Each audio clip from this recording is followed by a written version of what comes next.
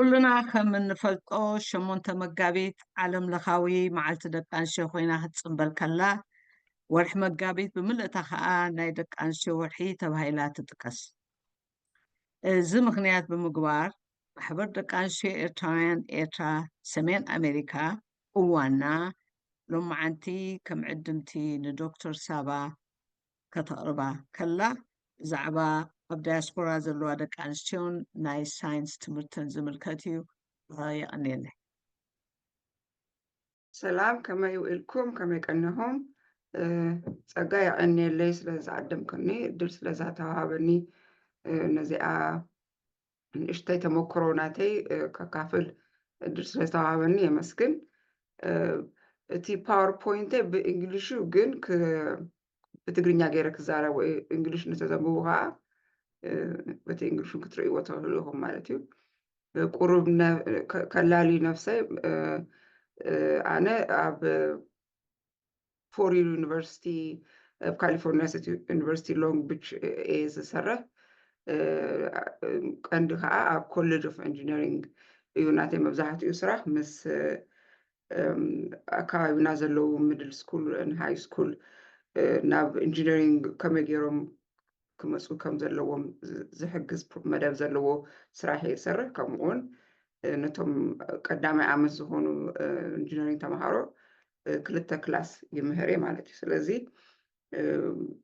መብዛሕትኡ ተመክሮይ ስለ ክንዛረብ ከለና ክትርእይዎ ኢኹም እዚ ናይ ኤርትራውያን ወይ ናይ ሳልሳይ ዓለም ፀገም ጥራይ ዘይኮነስ ናይ ኩሉ ዓለም ፀገም እዩ። ኣባና ከዓ ዝገደደ ፀገም ኣሎ ካብ ኩሉ ደቂ ኣንስትዮ ስለምንታይ ኣብ ሳይንስ ማትስ ኢንጂነሪንግ ዘይሳተፋ ምዃነን እሞ ብዛዕባኡ ቁሩብ በቲ ሪሰርች ዝፈልጦ ገይረ ክሕብረኩም ክፍትን እየ። ንዲ ሼር ክገብር እታ ፓወርፖይንት ናተይ ሕጂ ርአያኩም ደሉ ኤቨሪባዲ? የስ ኦኬ ሶ እታ ኣርእስተይ ከም ዝበልክዎ ስለምንታይ ደቂ ኣንስትዮ ኣብ ሳይንስ ቴክኖሎጂ ኢንጂነሪንግ ስለምንታይ መብዛሕትኡ ግዜ ሕፅረት ኣሎ፣ እንታይ እዩ እቲ ሽግር ኣብኡ ክዋስኣ ዘይክእላሉ ምክንያት እንታይ እዩ ኢና ክንዛረብ። ቀዳማይ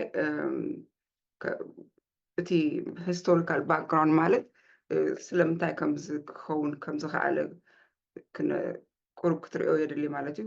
ካብ ቀደም ዝተበገሰ እዩ ማለት እዩ እቲ ፀገማት እሞ እቲ ፀገማት ካብ ነቲ ሂስትሪ ክትፈልጦ ኣለካ። ስለምንታይ ሓደ ነገር ፅቡቅ ኣይሰርሐን ኣሎ እሞ ቅድም ብዛዕባ እቲ ባክግራውንድ ቁሩብ ክንዛረብ ኢና። ድሃር እዚኣ ቲዮሪ ላ ሰልፍ ኤፊካሲ ቲዮሪ ማለት ሓደ ነገር እንተኣሚንካሉ ኢኻ ትገብሮ ዝብል ቲዮሪ እዩ። ብዛዕባኡ ቁሩብ ከብረሃልኩም ክፍትን እየ።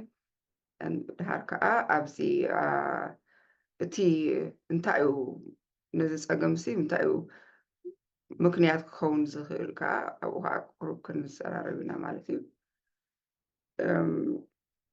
እዚ ናይ ደቂ ኣንስትዮ ኣብ ስቴም እዩ ዝበሃል ማለት ስቴም ማለት እቲ ሳይንስ ቴክኖሎጂ ኢንጂነሪንግ ማለት ፀገም ምዃኑ ኣብ ኩሉ ዓለም ዘሎ እዩ። ዝያዳ ከዓ ኣብ ዓድና ምናልባት ኣብ መጨረሻ ቁሩብ ክዛረብ ክውስኸሉ ክእል እየ። ግን እዚ ፀገም ናይ ኣብ ኩሉ ዘሎ ፀገም እዩ ማለት እዩ። ወላ ሕጂ ኣብቲ ስራሐይ ኩሉ ግዜ ኢና ንቃለስ ብዛዕባ ስለምንታይ ናቶም ወላ ንፉዓት ከለዋሲ ስለምንታይ ኣይመፃን እየን ስለምንታይ መፅአን ከዓ ቁሩብ ጅምር ኣቢለን ከዓ ዓመት ኣብ ካልኣይ ዓመት ኣብ ሳልሳይ ዓመት ከዓ ገዲፈንኦ ዝኸዳ ምክንያት ብዛዕባኡ ብዙሕ መፅናዕቲ ይግበር እዩ።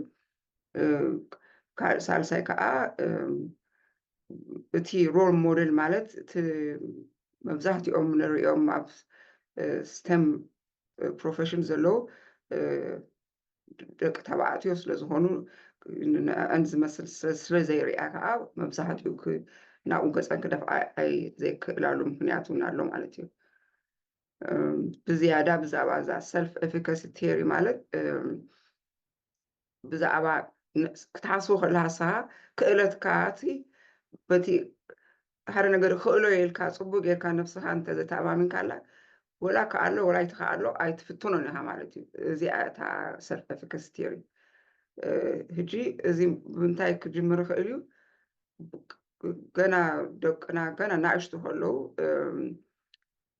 ከምዚ ናይ ክንዲ ነተባብዖም ሕጂ ንኣብነት ወይ ኩሉ ሕጂ ንኣብነት ኩዕሶ እግሪ ምፅዋት ናይ ወዲ ጥራይ ጌርና እንተርኢናዮ ወይ ስራሕ ገዛ ናይ ወዲ ኣይኮነን ንወዲ ክራሽ ትራሽ ጎሓፍ ወይ ከዓ ነቦኻ ሓግዞ ነታ ጓል ከዓ ዴኺ እዚኣ ሓግዝ እየ ከምዚ እንዳበልናዮም ዓብዩ ከለዉ ብናእሽቶኦም ጀምሮም ይፈልጡሎ ማለት እዩ። እዚ ናይ ሰብኣይ ስራሕ እዚ እዩ ናይ ጓል ስራሕ እዚኣ ከምዚኣ እንዳበለት ስለትቐፅል እቲ ኣብ ኮሌጅ ክበፅሑ ከለዉ ከማን ንኡ እዮም ዝርዩ ማለት እዩ። ሰበይቲ እንታይ እያ ትገብር፣ ስራሕ ሰበይቲ እንታይ እዩ፣ ስራሕ ሰብኣይ እንዳበሉ እንዳተፈላለየ ስለ ዝኸይድ እቲ ፀገማት ካብኡ ይጅምር እሞ ክነተባብኦም እንተጀሚርና ግን ንስኻ ክትገብሮ ትኽእል ኢኻ፣ ንስኻ ክትገብርዮ ትኽእል ኢኺ እዚ ወድን ጓል ዝብል ኣይኮነን እና እንተነጊርናዮም ካብታ ንኣሽቶኦም ጀሚሮም ክልቲኦም ኣብ ክልቲኡ ክዋስኡ ክኽእሉ እዮም ማለት እዩ። እታ ሮል ሞዴል ከዓ ከምኣ ሕጂ ኣብ ኣከባቢኦም ሕጂ ንኣብነት ነርሲንግ ኣብዛ ዓዲ ወዲ ነርሲ ኸውን ሰበይቲ ጓል ነርሲ ትኸውን ነዚ ክሪኡ ከለዉ እቲ ሕጂ ወዲ ተባዕትዮ ነርሲ ምዃን ቅቡል እዩ ማለት እዩ። እዚ ዓዲ ፀገም የለን። ግን ኣብ ዓድና ኩሉ ነገር ፈላሊኻዮ እንተትሪኦ እንተኮንካ ከዓ ሕጂ እቲ ወዲ ድዩ እታ ጓል ድያ ኣብ ምንታይ ፕሮፌሽን ክኸዱ ከም ዘለዎም ንኦም ዝመስሉ ክርእዩ ኣለዎም እያ ትብል እዚኣ መፅናዕቲ። ንኦም እንተሪኦም እዮም ሞር ክተባብኡ ዝኽእሉ። ኣነ ሞ ዶክተር ክኸውን መናሽማ ዶክተር እንድያ መናሽማ ኢንጂነር እንድያ እንዳበሉ እንተዓብዮም ከዓ ምንም ዝክልክሎም ነገር ከም ዘየሎ ይርድኦም ኣለዉ ማለት እዩ። እዚኣ ከዓ ከም ብሓፃር እቲ ቁሩብ ሪሰርች ዝተገበረ መፅናዕቲ እዩ ኣብዚ ቀሪበዮ ዘለኹ። እተን ፋክተርስ ማለት ብምንታይ ከመይ ይጅምር እዩ ሕጂ ከም ኢንዲቪጁዋል መጠን መፅናዕቲ ዝገበሩ ሰባት ኣለዉ። እቲ ባዮሎጂካሊ ሓደ ፍልልይ የብሎምን ከምዚ ንወዲ ገለ ዝተዋሃቦ ዝያዳ ወይ ንጓል ዝጎደላ ባዮሎጂካል ፋክተርስ ፈፂሙ የለን። ንማትስን ንሳይንስን ፅቡቅ ገይሮም ክልቲኦም ክገብሩ ክእሉ እዮም ወላ ሓደ ነገር ሽግር ከም ዘሎ እዚኣ ናይታ ቀዳሚቲ መፅናዕቲ ተርኢ። እቲ ቀንዲ ዘድሊ ግን እንታይ እዩ ብል ኣሎ ኣብዚ ካልአይቲ ኢምፖርታንት እቲ ኤፈርት ሓደ ነገር ከይፈተንካዮ ኣብኡ ከለካ ፈሪካ ትገድፎ ነገር ኣሎ ነው። ሳይንስ እጂ ንደቂ ኣንስትዮ ብከምኡ ዝረአየክ ቀልጢፈን ኣይደፍኣሉን እየን ነቲ ማትስን ከምኡ ይደፍኣሉን እየን ዝብል ርእቶ ኣሎ። ወላ እቶም መምሃራን ከማን ሓንሳብ እቶም ካውንስለር ከማን ዝሕዝን እዩ ብዙሕ ነተን ስለዘይደፍአ ኢንከረጅ ስለዘይገብረአን ናብኡ ገፀን ኣይከዳን እዩ ወላ ንፍዓት ከለዋ ማለት እዩ። ናይ መንፋዓቲ ጉዳይ ዘይኮነ ናይቲ ኢንከረጅመንት እዩ ዝጎድለን ዘሎ ማለት እዩ። ከምኡውን ኣብ ገዛ ብዘየገድስ ኣደ ትምህርቲ ድያ ብምሁር ድዩ ብዘየገድስ ቀንዲ ከእወታ ዝኽእላሉ መንገዲ እንታይ እዩ? ኣጆኺ ኩሉ ነገር ንዓክሲ ሓንቲ ነገር ትደልያ ነገር ኩላ ክትገብርያ ትኽእል ኢልና ኩሉ ግዜ ብተደጋጋሚ ንነግራ እንተኮይና ንጓል ኣንስተይቲ ፈፂማ ትደክመሉ ምክንያት የለን። ምክንያቱ ትሰምዖ እንታይ እያ ትኽእል እያ ትበሃል ዘላ ዘይትኽእልዮ ነገር የለውና ወላ ሓደ እዚኣ ኢና መልእክቲ ናትና ክትከውን ዘለዋ ከም ወለዲ ማለት እዩ። ስለዚ እዚኦም መፅናዕቲ ዝገበሩ እንታይ እዮም ብዝከኣል መጠን ወላ ቁሩብ ኣብ ገለ ሳብጀክት ድኹም ኢሎም እንተኮይኖም ወላ ማትስ ድዩ ወላ ሳይንስ ድዩ ሕጂ እቶም ቤት ትምህርቲ ከዓ ስለዘይሕግዙና ሓንሳብ ንሕና ኢና ክንቃለስ ዘለና ማለት እዩ።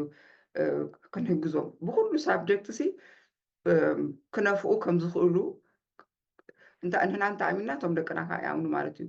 ወዲ ይሁን ጓል ይሁን እዚኣ ኢምፖርታንት ፋክተር ምኳና ከዓ እዚኦም ተዛሪቦም ኣለዉ። ካልአይቲ ሶሻል እዚ ኣብ ኩሉ ቦታ ዘሎ እዩ። ካልቸራል ብካልቸር ሲ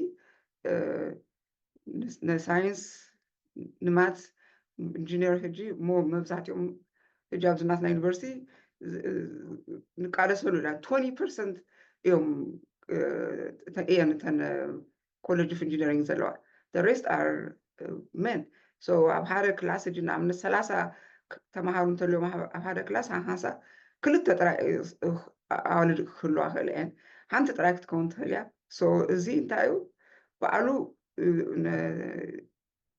እንታይ እዩ ዝበሃል ቺል ኢንቫይሮንመንት ከምዚ ፅቡቅ ኣይስምዐንን እዩ ግን ክቃለሳ ዘለዎ ማለት እዩ ቢኮዝ ኦልሬዲ ተፈሊጡ ኣሎ ማለት እዩ እቲ ማትስን ሳይንስን ወላ ተቃሊሰን በቲ ግሬደን ነፊአን መፂአን ኣብዚ ኢንጂነሪንግ ስኩል ኣትየን ኣለዋ ግን ፀጋመን የማን እንተሪአን ከዓ ወይ ሓንቲ ወይ ክልተ ስለ ዘለዋ ቁሩብ ቃልሲ ክቃለስ ኣለዎም ማለት እዩ ከእዋታት ካልእ ከዓ እቲ ሳይንስ ብሓፋሹ ሳይንስ ወይ ማትስ ኢንጂነሪንግ ሲ ከምዚ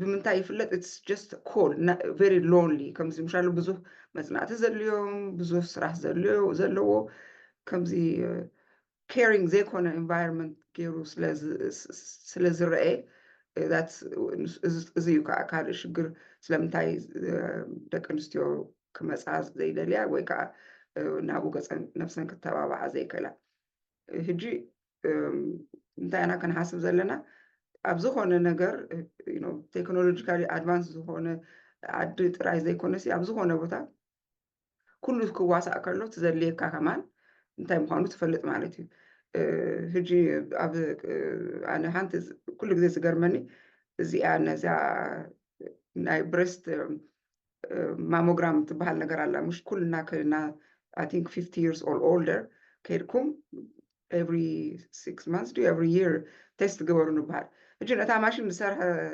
ሰብኣይ ምኳኑ 100% ሹር ሰበይቲ እንተትኸውን ከምታይ ክፈቲ ነገር እያ ኩልና ተን ዝፈተና ንፈልጣ ኢና it's the worst thing to do ስለዚ እንታይ ማለት እየ ደቂ ኣንስትዮ ክዋእሰዓ ኣብ ዝኾነ ነገር ሲ ነቲ ሕብረተሰብ ይጠቅም እዩ ነቲ ኣከባቢ ነቲ ቴክኖሎጂ ንኩሉ ነገር ሲ ናይ ኩሉ ሰብ ርእቶ ኣድላይ ሕጂ ኩሉ ግዜ እንታይ ንብል ሕጂ ኣንደር ሪፕሬዘንቴሽን ናይ ፀሊም ርእቶ ናይ ፃዕዳ ርእቶ ናይ ኩሉ ሲ የድሊ ቢኮዝ ኩሉ ሰብ ነናቱ ርእቶ ከመፅእ ከሎ ነቲ ሕብረተሰብ ኣብ ከባቢኡ ዘሎ ብዝያዳ ከመዕብል ይኽእል ክጠቅም ይኽእል ማለት እዩ ሶ ኣነ እዚአን እናተይ ሓፃር ክኸውን ይኽእል እዩ ፕሬዘንቴሽነይ ግን ብዝከኣል መጠን ሕቶ እንተተሓቱኒ ኣይ ቲንክ ሞር ኢንጌጂንግ ይኸውን መስለኒ ቀፃሊ ዘሎ መዓልትታት ማለት እዩ ቴንክ ዩ